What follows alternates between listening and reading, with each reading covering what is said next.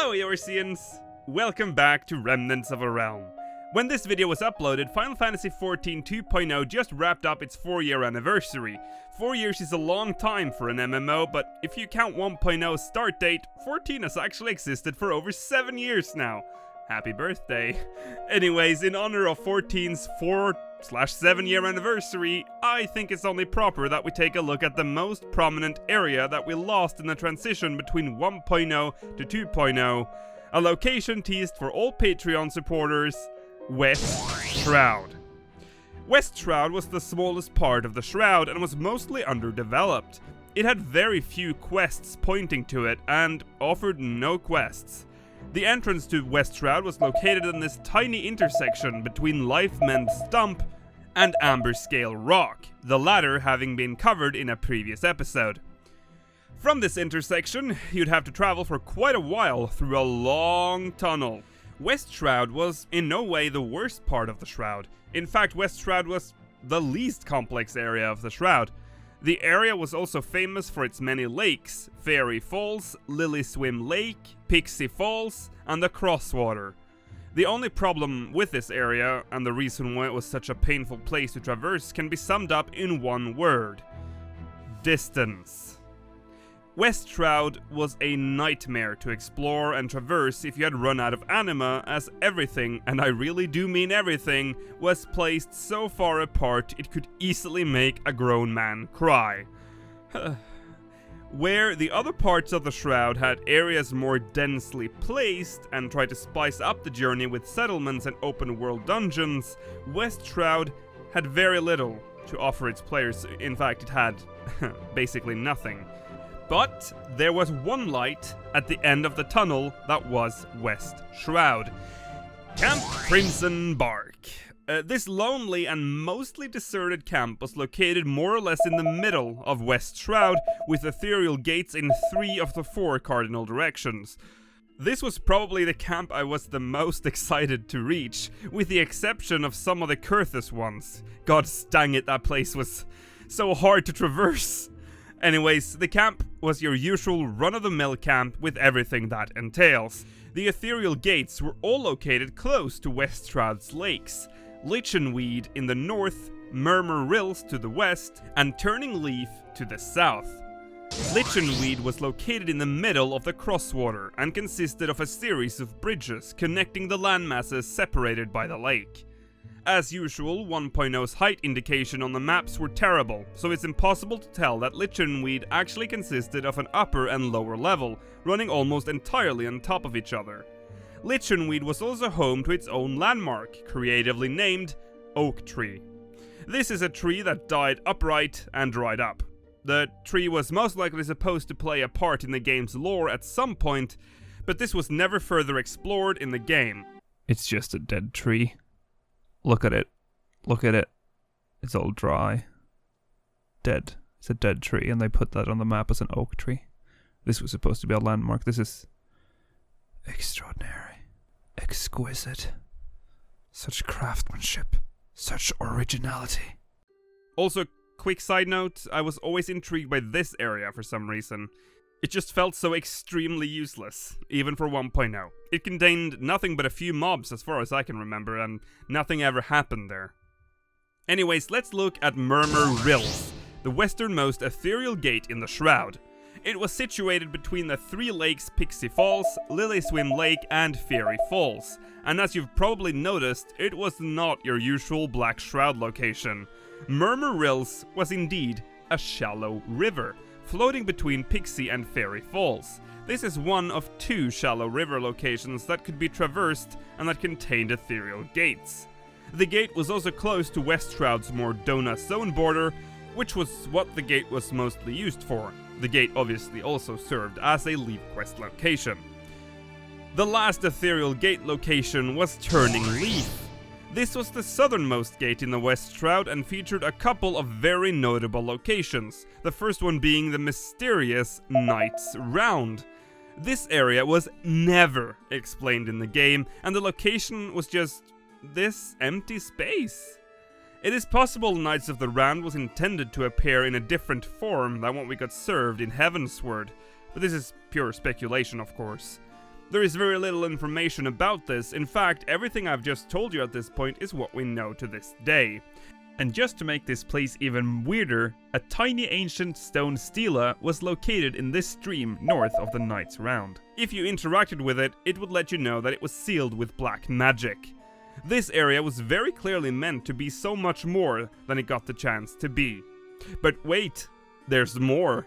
North of Turning Leaf, you'd encounter a twin adder soldier telling you to turn around and walk away.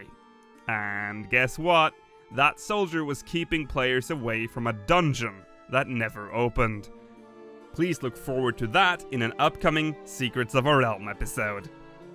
And then there's this boulder, which is, it's just a boulder. And lastly, Turning Leaf also contained the entrance to Thornmarch and the very famous battle against Good King Moggle Mog the 12th.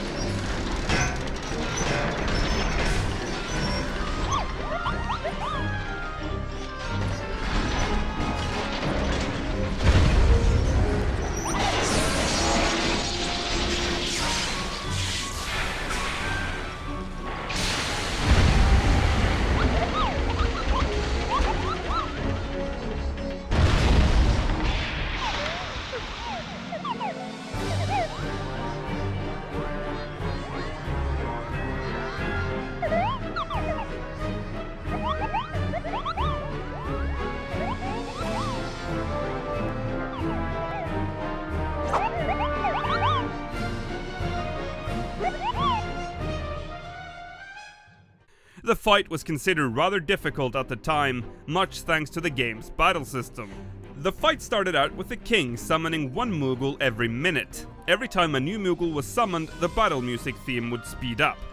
It was then up to the players to kill them as quickly as possible to avoid getting overwhelmed.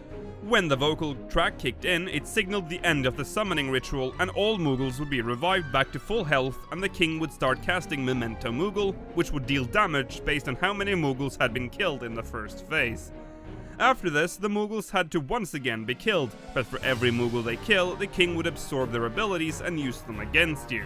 There was an optimal order to kill the Moogles: Black Mage, White Mage, Archer, Thief Bard, Marauder, and, maybe surprising to you, the King, and then the Gladiator. The Gladiator was often killed last because it had an incredible amount of HP and it constantly being healed by the King. Now this fight was also famous for another thing. It was initially very easy to clear the first phase using an exploit. The exploit strategy went as follows: letting the Moogles kill the entire party after Memento Moogle. Yep, you heard that right. But wouldn't that be a wipe? Well, that's where the exploit comes in. One by one, the party members would get killed. A white mage would then cast Race on the players, but the players would not accept the Race.